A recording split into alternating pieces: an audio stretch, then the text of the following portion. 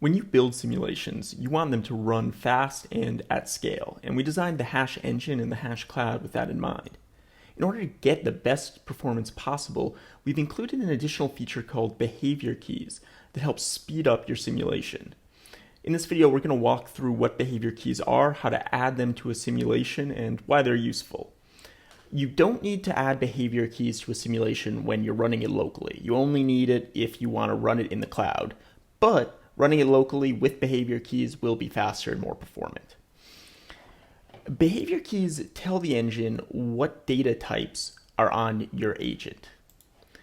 For instance, in this simulation, we have a very simple agent that's staying in one place, bouncing up and down. But it's got a number of properties on it. It's got its position and behaviors, and it also has items and bag. And also, as we're going to see, it includes some other properties that it's going to add and manipulate. In order to tell the engine what types of properties those are, we can add behavior keys by clicking on the brain icon that's at the top of every behavior. HashCore will automatically try and infer what properties on the agent you're using.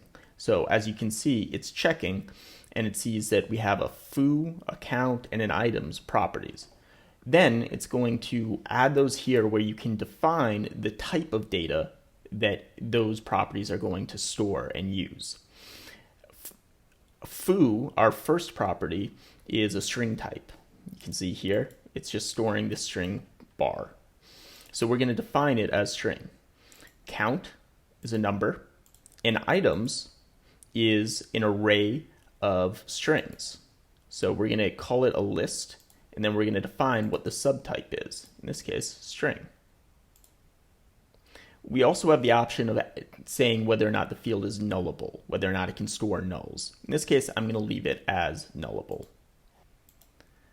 If you don't know what type of data the field is going to store, or if it's a complex object, like a JavaScript object or a Python dictionary, you can use the AnyType. The AnyType, appropriately enough, covers any data type. You could set all of the fields as any, and it will run, but it'll run slower. So try and be specific in what the data type is and use the AnyType sparingly. But, of course, if you need it, it's there for you.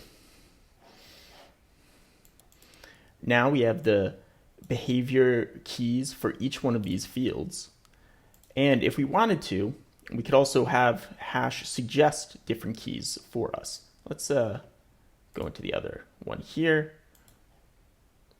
And you'll notice the only field that it suggested is one that it had already captured, count, and that is also defined in another behavior.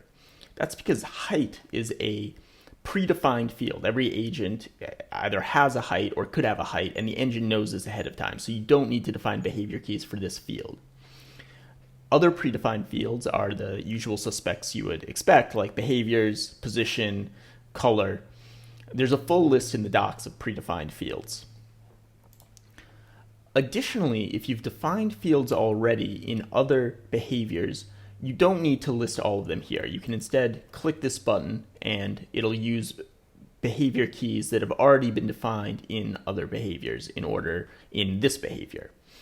Alternatively, you can do what we've done here and redefine it here. Both of these methods will work.